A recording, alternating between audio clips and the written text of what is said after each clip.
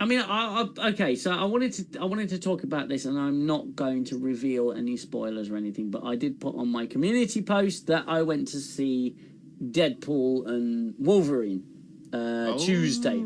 So I went to see it, and I went in with expectations of just seeing a Ryan Reynolds Deadpool film with a load of cameos.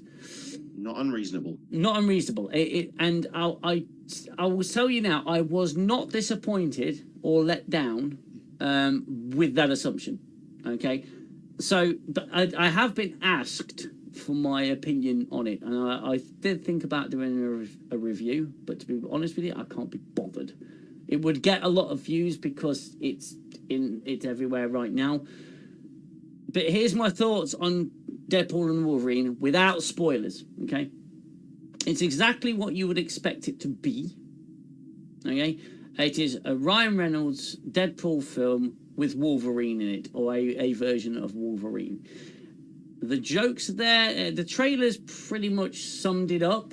There's not an awful lot more to it. There's more gags and more jokes and more stuff that you don't see in the trailers, obviously, because there's a lot of cameos. Some of the cameos you were expecting, some of the cameos you weren't expecting.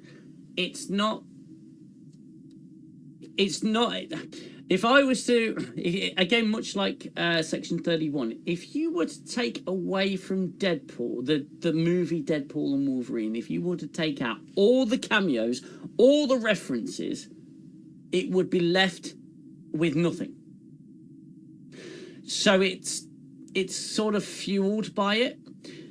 However, the film itself was pretty entertaining. It was a positive experience to go and watch the film. It's sort of like an Adam Sandler film in that sense of, if you go to see an Adam Sandler film, you're going to get what you paid for. It's an Adam Sandler film. There's a very particular style. There's a particular sense of humor. You go in with that expectation and you walk out having that expectation met. In the same way with a Deadpool movie, you go to see Deadpool and Wolverine, you come out from the cinema having seen Deadpool and Wolverine and the cameos that you know, the level of cameos that you would have seen. Its humor is, yes, it's detrimental, it's self-deprecating in terms of Disney. It doesn't go far enough, in my opinion, but it does go quite far. It is quite self-detrimental or self-deprecating, but all in all, I mean, sorry. So I would just say, all in all, it's exactly what you expect it to be. Well, full disclosure, I haven't seen the film yet. I am planning to go see it soon when I get some time free. Me and the missus can go. Yes. But a friend of mine went to see it, and he described it as, what did he say? He said, it's an ode, it's a love letter to all the stuff prior to the MCU. I agree. I agree, certainly in the latter half of the film and towards the end. This is how he described it. He said it was almost like it was giving a nod to what came before. It was very respectful of that, without those, because he didn't want to tell me what those things were, he didn't want to spoil anything for me. He just said it was a case of, it was giving a dedication to the things that allowed the MCU to be possible. Exactly, yeah. It was respecting its heritage. Yes. He did a fine job of that. And again, I wasn't disappointed by the film. I mean, partly because with the MCU, you have no expectations left, because you just simply can't. But the film was hyped up to be what it was, and it was what it was hyped up to be. If you're going to go watch the film, stay to the end credits, because there is an end credit. I don't like the end credit concept. To be fair, I do actually. I actually do. The only reason I say I do.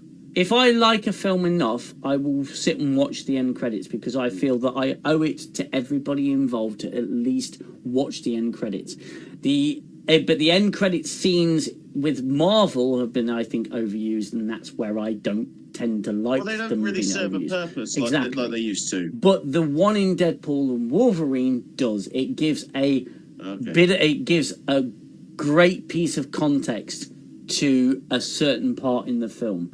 So yeah, stay and watch right to the end, because there's only one end credit scene, and it's right at the end.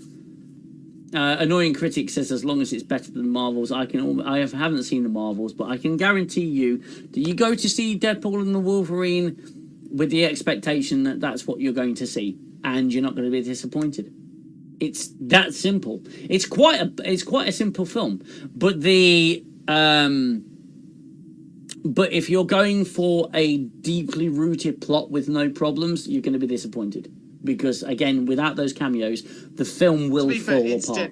It's Deadpool. I mean, I'm not expecting something that in depth. It's not narrative. Really. It's not built on its narrative, stronghold, is it? It's a Deadpool film. No, I mean, and don't get me wrong. The storyline for the very first Deadpool movie was good, but it was a very simple concept. Absolutely. Stop the violence of the war in my head. Time's the healer, the eraser of all done and said. And as I fall back to my shelter, I know I'll only find peace in your smile.